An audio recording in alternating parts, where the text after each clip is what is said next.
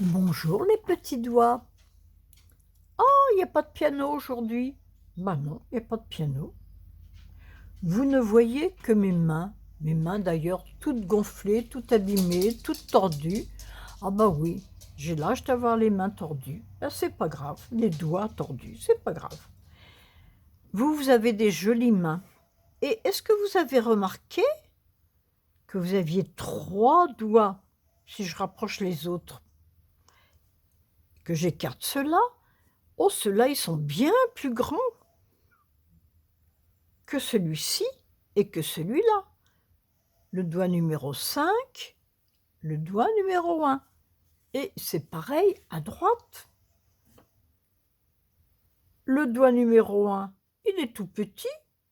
Le doigt numéro 5, oh ben, il n'est pas bien grand non plus. Et puis les 3 doigts du milieu, ah, eux, ils sont beaucoup plus grands. Là, on va faire un petit jeu aujourd'hui. On va d'abord relever les mains comme si on était au piano, de façon à laisser le petit pont ou la petite pour pouvoir passer la petite balle, par exemple, hein.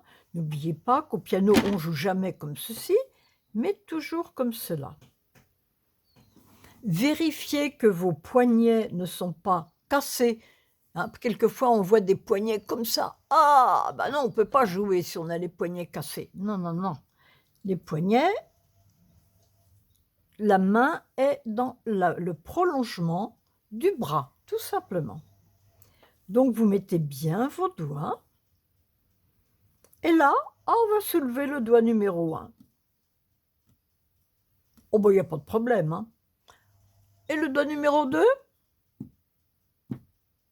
Bon non plus, il y a pas de problème. Le doigt numéro 3? Ben, il y a pas de problème. Tiens, je passe directement au doigt numéro 5. Ça va aussi. Et maintenant, je soulève le doigt numéro 4. Ah! Bah là, c'est nettement plus difficile et c'est normal. Je vais me décaler un petit peu parce que je me rends compte que vous voyez mal mes doigts. Alors on va faire un petit exercice. Vous allez lever le doigt numéro 1 et le reposer. Puis le doigt numéro 2. Vous pouvez lui faire des petits mouvements. Vous le reposez. Puis le doigt numéro 3. Pareil, vous lui faites faire des petits mouvements et vous le reposez. Vous passez tout de suite au doigt numéro 5. Pareil, petit mouvement, on le repose. Et puis le doigt numéro 4. Ah ben là, on fait ce qu'on peut, hein, parce que il ne veut pas forcément se lever. Attention, ne le faites pas longtemps, c'est un exercice difficile, donc on se masse les doigts, on fait comme si on se les lavait pour se reposer les doigts et puis on s'arrête. Bon, là, je vais continuer parce que je vais faire tout sur la même vidéo, mais vous aurez le temps de le refaire. Plus tard, demain, après-demain. Et puis vous allez mettre vos doigts comme ceci. Oh là là, là c'est une grosse balle qui est... Je vais me mettre dans ce sens-là pour que vous voyez mieux mes doigts. Voilà. Et là, vous allez faire pareil. Le pouce. Bon, pas de problème. Faut vraiment que les doigts soient bien ronds, hein. Faut que ça fasse un beau rond. L'index. Oh bon oui, on peut même s'amuser avec l'index, hein. Oui, pas de problème. Alors après, pour que je vous montre, je ne sais pas comment me mettre, le majeur. Bon, le majeur, il n'y a pas de problème. Le doigt numéro 3, il n'y a pas de problème.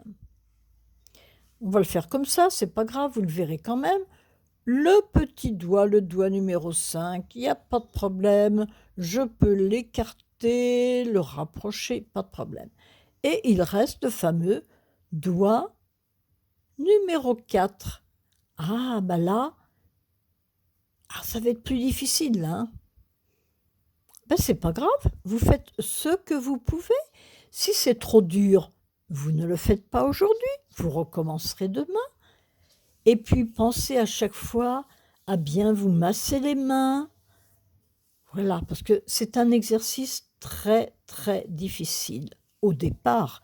Après, bien sûr, quand on a l'habitude, c'est pas compliqué. Ce sera tout pour aujourd'hui. C'est votre petit jeu d'aujourd'hui. Bon courage, à bientôt!